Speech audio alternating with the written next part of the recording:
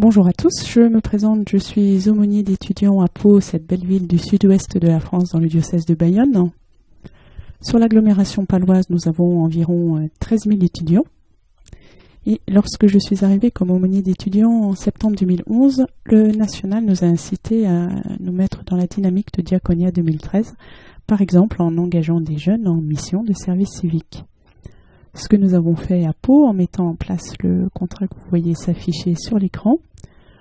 On remarque que l'aumônerie verse chaque mois 106,50 € pour chaque mission et qu'elle perçoit par ailleurs de l'État chaque mois 100 €. Pour le jeune, on note l'importance de la couverture sociale et des droits à la retraite qui se mettent en place, une formation au premier secours et l'attestation de fin de service civique qui est un vrai plus sur le CV. Le thème que nous avons pris, c'est la solidarité étudiante, en remarquant d'abord qu'effectivement il se fait déjà beaucoup de choses au niveau de la solidarité, mais ce qui est compliqué, c'est de repérer d'abord l'ensemble des associations, de voir ce que chacune propose, d'avoir leurs coordonnées exactes et actualisées, de repérer par ailleurs les besoins des jeunes pour mettre en adéquation ces besoins avec ce que propose chaque association ou bien même des personnes individuelles. Le deuxième point d'attention, c'est de faire connaître le service civique, parce que d'expérience, c'est une très bonne chose. Et puis, comme nous ne pouvons pas tout faire et que des associations agissent déjà de manière pertinente, nous avons choisi de nous mettre en lien plus particulier avec diverses associations qui agissent sur les domaines qui concernent plus particulièrement les étudiants. Les jeunes en mission de service civique rendent compte de leur travail par une newsletter et une réunion mensuelle.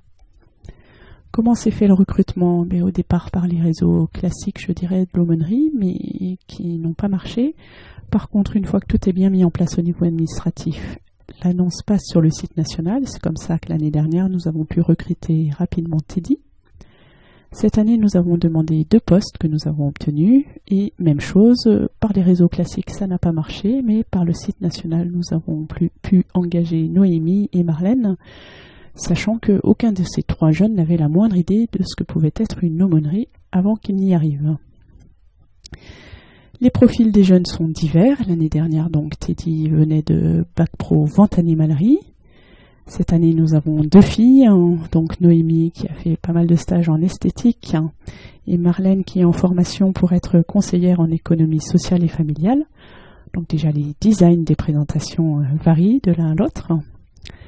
Ce qu'on peut noter aussi, c'est que les jeunes au départ viennent pour avoir une mission de service civique parce qu'ils ne trouvent pas de travail, mais qu'en fait, leur désir de bien faire et de s'investir dans leur mission permet que leur travail très vite porte des fruits intéressants et c'est vraiment heureux de pouvoir travailler avec eux. Ce que je n'avais pas remarqué l'année dernière, ce à quoi je n'avais pas fait attention, c'était l'importance qu'ils soient là, présents, le mercredi soir pour la soirée phare de l'aumônerie et lors des réunions de bureau.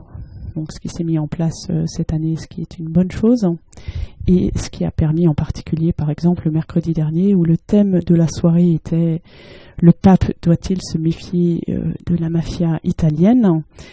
Et du coup, Marlène a proposé en deuxième partie de soirée de présenter la manière de bien gérer un budget étudiant et l'intérêt de fonctionner de cette manière-là. Cela a été fort apprécié par tous. Au niveau de l'aumônerie, ça nous oblige à pas simplement parler de solidarité, mais à agir régulièrement. Et puis, finalement, ces missions de service civique permettent à beaucoup de personnes autour de l'aumônerie de s'impliquer dans le projet de l'aumônerie elle-même. Et ça aussi, c'est heureux. Pour le reste, vous regardez sur le site de l'aumônerie. Donc, vous cliquez sur site 2013-2014 et donc vous aurez toutes les dernières infos. Voilà, merci de votre attention et à bientôt.